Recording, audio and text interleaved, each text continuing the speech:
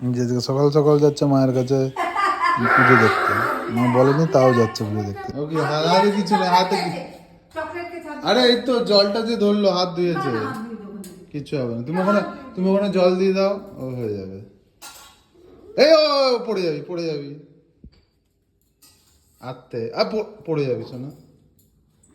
হাত দাও আগে, এখানে হাত দাও, তুমি কি করবে?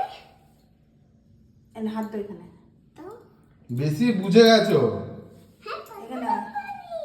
এখানে বস, এখানে বস। হাত দেয় না ওগুলোতে। আবার চুমা খেয়ে নিল।